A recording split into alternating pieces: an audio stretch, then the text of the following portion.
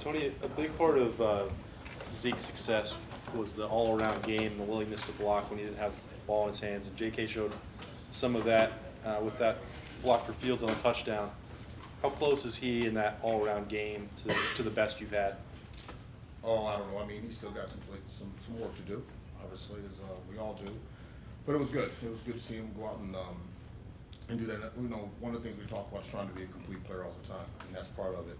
And being a selfless player, and got to do your jobs like everybody else does. And that was his job on that particular play. Can he still get better? Absolutely. You know, in our pass pro and things like that. So we have to be doing a nice job. When you are evaluating, grading that performance, does the block carry more weight than the 60-yard touchdown, or which one? Well, to me it does.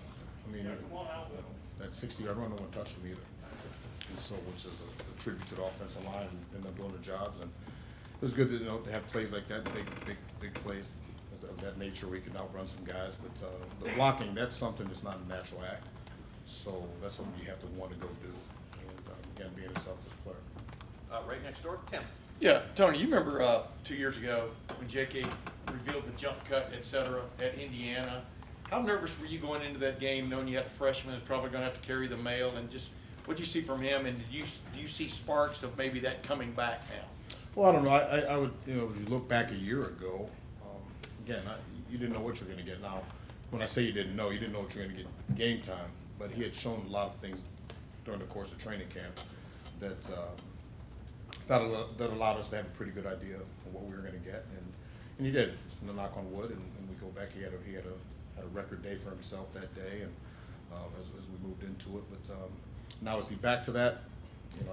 That's debatable. I mean, game time situations all change. He's a different player than he was then, than he is now, obviously. But he's coming along well. Master Teague Saturday was planting his foot and going. Right. Okay. What are you seeing out of him that's encouraging to you? Well, he runs really hard. Tim, he does a great job. The kid is a powerful kid. He can run. He's big and strong. He attacks defenders. When he makes a decision, I think we're becoming more and more comfortable every single day with him. We missed a lot of training camp, and so the evaluation process is still ongoing. But what he's doing right now, he's earning himself more playing time. Front row middle, Dave. I know you love it when we ask you about running back recruiting, so I'm going to ask you. Pretty sure, Dave. I know you can't talk specifics, but are you feeling optimistic? Just what can you say about running back recruiting? Okay, so the last time I said we were fine, I about got in trouble. So I'm going to say we're fine. We'll be okay. How's that? You're going to get in trouble again. So you're fine. That's okay. I'll handle it. Third row right, Rob. You're coming off to the outside world, looks like a flawless game, but you've been here long enough to see shocking outcomes, Purdue, Iowa. You've got Indiana coming up. What did you learn from those two games, and how do you go into a game like this after a near flawless performance and make sure that doesn't happen? Well, first of all, to your first point, it wasn't flawless. Far from flawless. We're not where we need to be. If we want to be the best in the country, you don't rest on your laurels, if you will, and you find the things you need to be better at. As a coach, as a player, we identify those things and we go right back to work. And again, you use the word flawless. Did we play well? We did.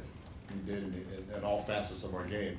So the key is to come back and figure out how to enhance what we did on Tuesday, on Wednesday and on Thursday moving forward. And for everybody in the program to identify where we can get better.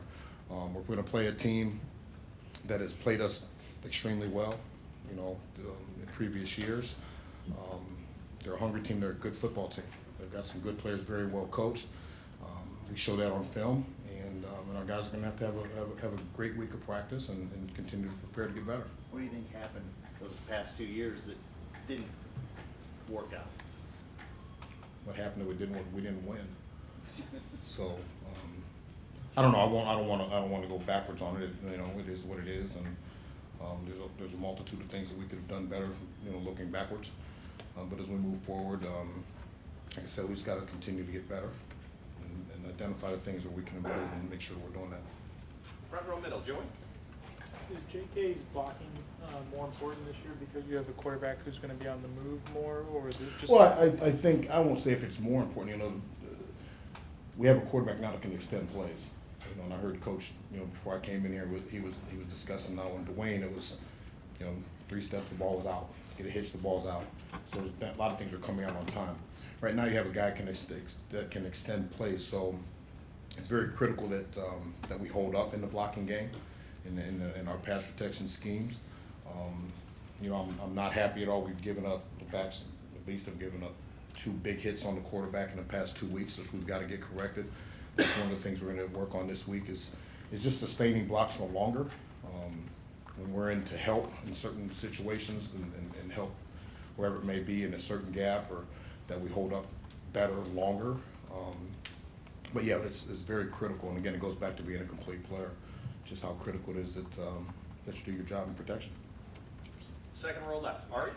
Tony, I don't mean to be annoying about the recruiting stuff. I was just wondering, this is the first time that you've been in this position, at Ohio State, and probably ever, in terms of just needing somebody this late in the process. How do you approach it? Is it difficult? Is it stressful? Do you change anything when you're out there recruiting to try to get a guy when, that's the latest and maybe the last essential need for the 2020 class?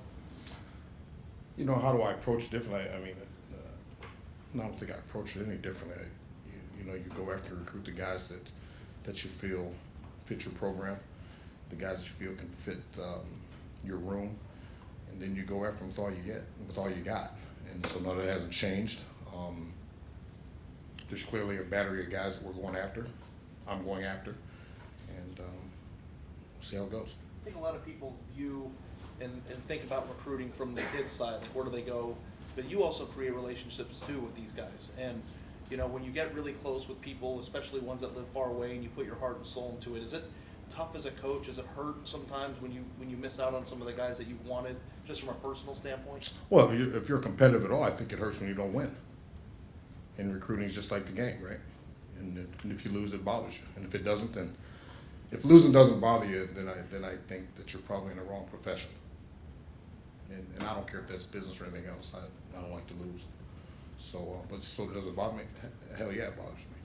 But at the same time, you pick up and you go again, and you identify where you could have been better, and you make the necessary changes, and you go do what you got to go do. Time for 2 more questions, or 2 more individuals. Front row right. Bill? Tony, what are your impressions of the freshman running back Steele and Marcus? Yeah, I think they're going to be real good players here. They're hungry to learn. They're getting better.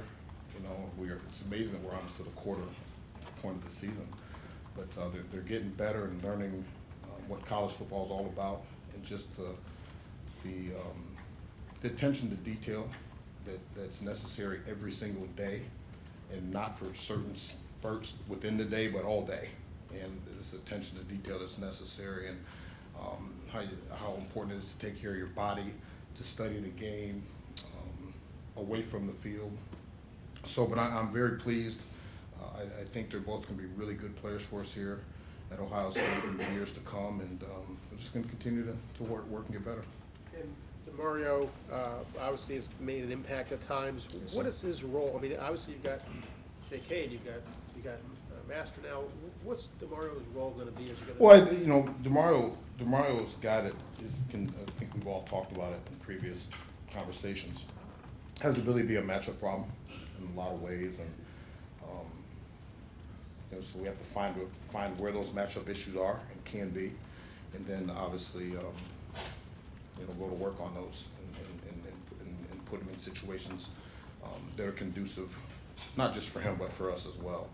And so we'll continue to do that, and he continues to work. And everybody wants to know who's the number 2 back and that and the other. It's really everything is kind of situational, much like the game of football. It's very situational and dependent upon what you're trying to get done. 4th row left. Andy? Yeah, Coach. As Master Teague earns more playing time, you mentioned situational playing him. What are there situations that will call more for his style of running, as opposed to a Dobbins or a McCall, or is it more just him spelling when Dobbins needs a rest? I'll tell you what those situations are that gives away the game plan, right? So, so I, you know, like I said, it's all situational, depending upon what we're trying to get done at that particular time, and game situations, as I said. So, yeah, you know, I don't know if I could really directly answer. That's just kind of depending upon what's going on at that time and where we feel is best needed. And I do have one more question. Front row left, Nate. Just, you mentioned before that JK is a different runner now than he was as a freshman. That might seem obvious, but just how is he different? Well, you know, I think one of the things that happened, I'll go back a week, is I think he was trying to hit, you know, even a year, he's trying to make all these big hits all the time versus just take the game as it comes, read your proper keys and don't get off script, if you will. I think that right now he's finishing runs better than he had, especially when he was younger. He's stronger as far as his physical stature. So I think he's finishing runs better. Obviously, I think he blocks better now than he did then. So he's a little bit different. Obviously, his maturation in the locker room and in the meeting rooms. So I think that's all changed, and his understanding of the game and the concepts and the things that we're doing has changed and gotten better and is enhanced as it should. So when I say he's changed, he's a different player. There's a lot of that, the mental aspect of it as well. So he's coming along. Is he a finished product? Absolutely not. He's got to get a lot better. You know, he had a decent week, and I think he would attest to that too. There's some things that he could have definitely improved on and continued to run and finish runs and yards after contact. So there's some blocking things that we still can improve on, and we will improve on. So he's a real hungry kid and wants to do well, and so that's what we're working for and working towards. Great, Coach. Thank you very much.